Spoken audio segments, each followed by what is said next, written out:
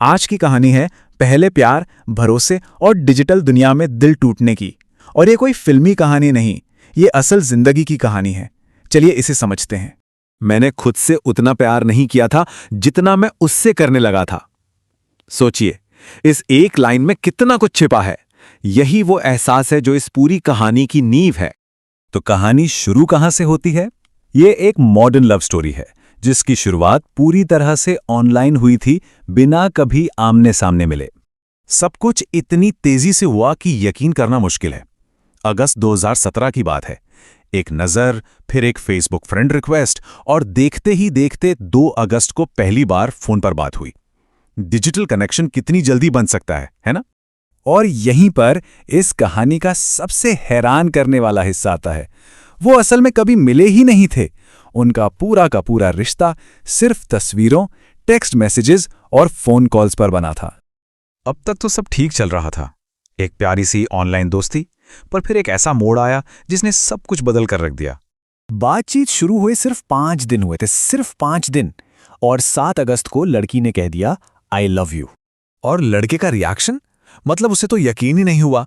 दिल इतनी तेजी से धड़कने लगा कि उसे समझ ही नहीं आया कि हो क्या रहा है। ये सब इतना अचानक था।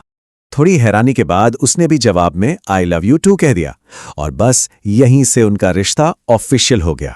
एक दूसरे के लिए बन गए जान और स्वीट हार्ट। पर जैसा कि होता है, ये सपना हमेशा के लिए नहीं रहने वाला था। धीरे धीरे इस सपने में दरारें पड़ने लगीं और शक की गुंजाइश पैदा होने लगी। उनकी पहली मुलाकात तय हुई थी लड़के के बर्थडे पर 24 अक्टूबर को। वो महीनों से, जी हाँ महीनों से इस दिन का इंतजार कर रहा था। लेकिन ऐन मौके पर प्लान कैंसिल हो गया। ये उसके लिए पहली बड़ी निराशा थी। लेकिन सवाल यह है कि क्या यह बस एक छोटा सा कैंसिलेशन था या किसी बड़े तूफान का पहला संकेत? और फिर कहानी में एंट्री होती है गौरव की।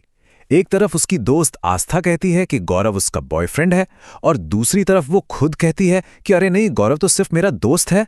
अब सोचिए वो क्या करे, किसकी बात पर यकीन करे, अपनी दोस्त की या उस लड़की की जिससे वो प्यार करने लगा था। और अब हम कहानी के उस हिस्से पे आ गए हैं जहां झूठ की ये डिजिटल दुनिया असलियत से टकराने वाली थी। 6 जनवरी 2018। इस तारीख को उसे एक अनजान नंबर से मैसेज आता है।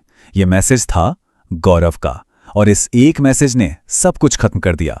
गौरव ने मैसेज में साफ साफ लिखा था, वो मेरी गर्लफ्रेंड है, हमारा ब्रेकअप और पैचअप होता रहता है, तुम बीच में मत आओ।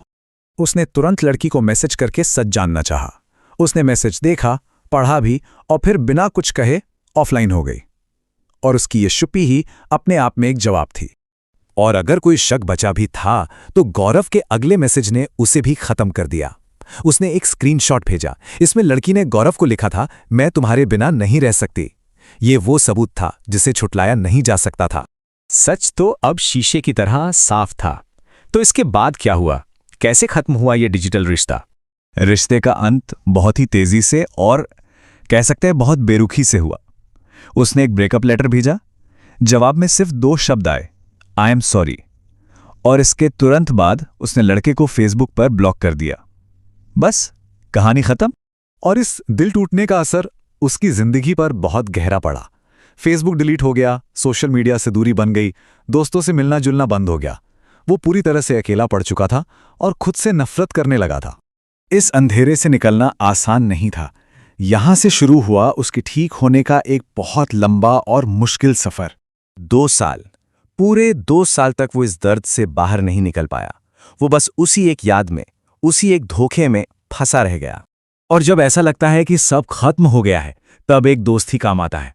उसका दोस्त राहुल सामने आया और उसने साफ साफ कह दिया, सुन, मुझे मेरा पुराना दोस्त वापस चाहिए, नहीं तो आज से हमारी दोस्ती खत्म। और कहते हैं ना, कभी कभी दोस्त की कड़वी बात ही दवा बन जाती है। उसने 31 दिसंबर को अपने दुख का आखिरी दिन मनाने का फैसला किया और तय किया कि 1 जनवरी 2020 से एक नई शुरुआत करेगा। ये कहानी अपने पीछे एक बहुत बड़ा सवाल छोड़ जाती है।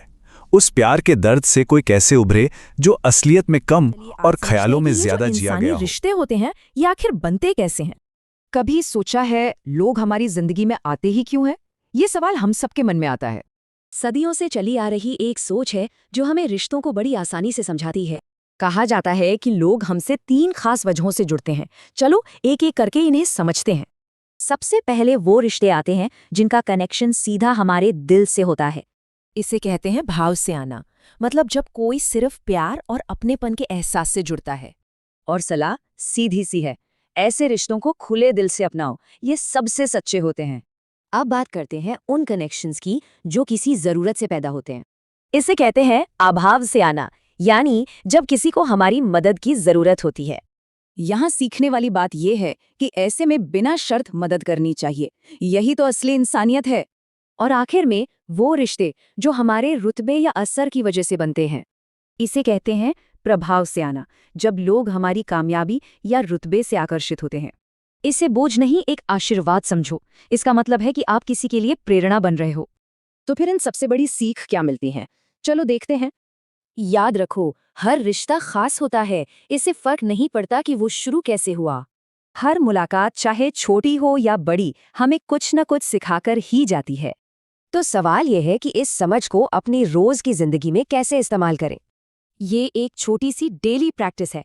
रोज सोचो, मदद करो और अपनेपन को महसूस करो। और आखिर में खुद से ये पूछो, हर एक रिश्ते ने मुझे क्या सिखाया है? ऑनलाइन जो परफेक्ट जिंदगी दिखती है, उसकी असली कीमत क्या है? चलिए इसके स्याह पहलू को देखते हैं। ये आखिरी शब्द थे तुर्की की इन्फ्लुएंसर कोबरा आयकुत के। सोचिए, उनके 2 लाख फॉलोअर्स थे। उनकी चमकती हुई ऑनलाइन दुनिया के पीछे एक गहरा संघर्ष छिपा था जो किसी को नहीं दिखा। तो ये जो फेक लाइफस्टाइल है, ये बनती कैसे है? इसकी शुरुआत होती है एक धोखे से, फॉलोअर्स की संख्या। सिर्फ भारत में ही इंस्टाग्राम पर इतने फॉलोअर्स असली हैं ही नहीं, ये महज एक नंबर हैं। काइली जेनर जैसे बड़े सेलेब्स के भी लगभग 40% फॉलोअर्स या तो खरीदे हुए हैं या नकली। फॉलोअर्स के बाद बारी आती है लग्जरी के दिखावे की। लेकिन इस चमक के पीछे क्या है? दुबई में एक ही रेंटल कार दर्जनों इन्फ्लुएंसर्स के लिए परफेक्ट फोटो का जरिया बन जाती है। ये बनावटी अमीरी असल में अक्सर भारी कर्ज की सच्चाई छिपा रही होती है। इन्फ्लुएंसर लिसिट कैलवेरो पर सिर्फ ट्रैवल फोटोज के लिए इतना क्रेडिट कार्ड का कर्ज था।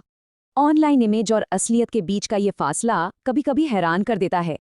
लेकिन जब धोखा लाइफस्टाइल से आगे बढ़कर भरोसे तक पहुंच जाए तो नुकसान कहीं ज्यादा बड़ा होता है। जैसे ऑस्ट्रेलिया की बेल गिब्सन, जिसने कैंसर के झूठे इलाज का दावा करके लाखों कमाए। नकली गिवअवे, भ्रामक प्रोडक्ट्स और जोखिम भरे बेटिंग ऐप्स का प्रचार अब आम हो गया है। एक रिपोर्ट बताती है कि करीब 94% भ्रामक विज्ञापन ऑनलाइन और सोशल मीडिया पर ही है। फिल्टर्स से बनी इस परफेक्ट दुनिया का सबसे बुरा असर युवाओं के मानसिक स्वास्थ्य पर हो रहा है। एक स्टडी के मुताबिक 60% लड़कियां अपनी असली शक्ल को लेकर इनसिक्योर महसूस करती हैं। और इसी एडिटेड लुक को पाने की होड़ में फिल्टर्स और कॉस्मेटिक सर्जरी नॉर्मल हो गए हैं।